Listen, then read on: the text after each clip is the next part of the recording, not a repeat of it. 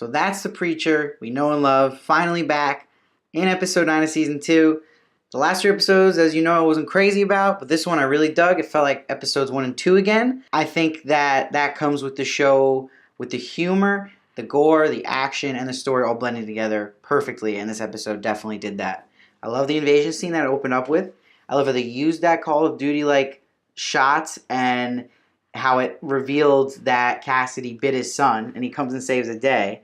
But a question I do have, if you can comment below, with Cassidy turning people to vampires by biting them, does that mean his son biting that soldier makes that soldier a vampire now? I just want more explanation of that.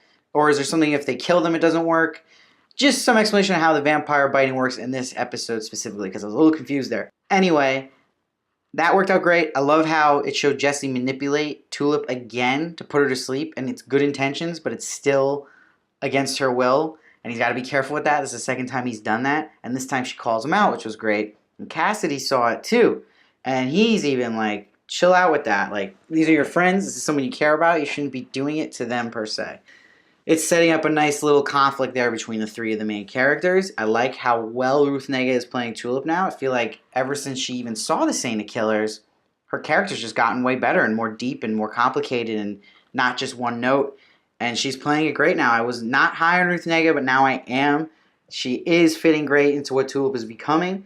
So props to her for bringing her A game. I love now that they're getting into Hair Star, Lara Featherstone, and Hoover, because they're another 3 triangle, but now it's the villain side. And they also have the love war going on where Lara's obsessed with her, Lara's obsessed with Hair, Hoover's obsessed with Lara, and Hair's obsessed with rape fantasy porn, which is really odd and strange, and he's constantly coming up with these new fetishes he has.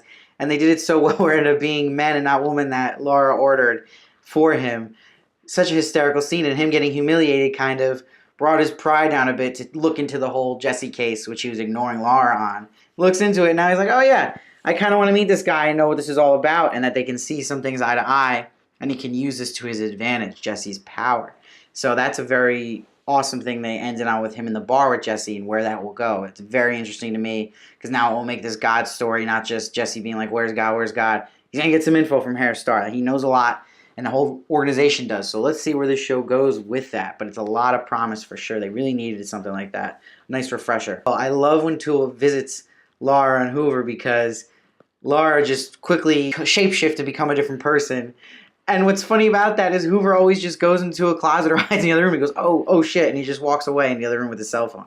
That, to me, that little slight humor there is always great in this show. I love, too, the humor when they're always on a computer, Hair Star or Lara, and they're doing that program, and then the "You Like Cats" keeps coming up, so there's these very serious moments, but they're still getting spam like you would if you're on a computer in that moment. So it's realistic, and it's funny. It's making light of that, so they blended that well. It's just hysterical seeing an old man having a younger father. So Cassidy laying in the bed with his son's acting younger, but he's older.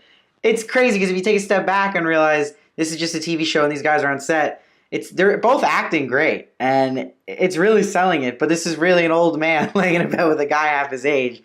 And I would love to see that on set, like them go out of character into character, because it's a really funny sight for sure and an enjoyable storyline. It just makes Cassie even more likable than he already is. But I really did like Jesse in this episode. He was taking charge. He's best when he's in control. And I love when he did the kill your friends to that soldier as the word, because that was such a cool way to see how he can really manipulate a situation to his liking. And yeah, that soldier just shot all his friends, which was an awesome way to end that scene as well. And I'm also interested in the story here where they're hinting that Cassidy still has some resentment towards Jesse because Jesse did not help his son get better with the word, and I think Cassidy's offended by it, and that made Cassidy still have to make his son a vampire, which he still does not seem happy about that he even did that. He's getting used to it, but he knows the pain of living forever, which Cassidy's under, and he doesn't want to do it to his son, but he didn't want to see him die. I get it, but he feels like Jesse could have just solved that by just making him feel better with his power, and he didn't. And I think he feels slighted by Jesse, but Cassidy's such a good heart that he doesn't even call Jesse out, and I think they're building towards that.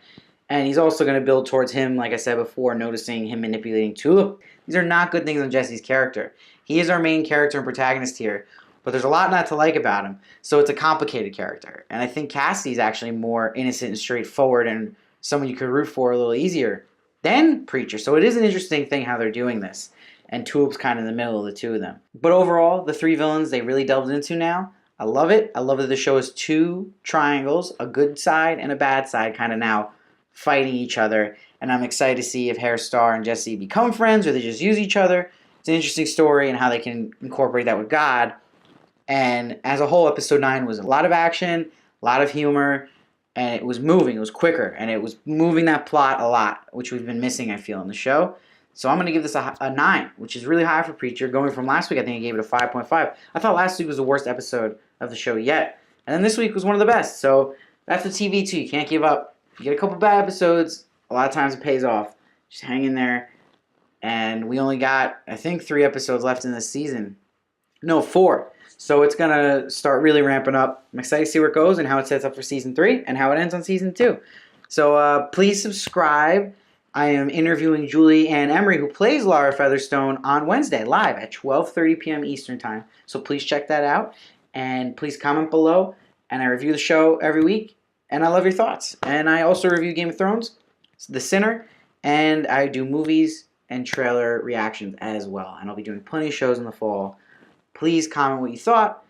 I respond to everybody. Please leave a like as well. That'd be great.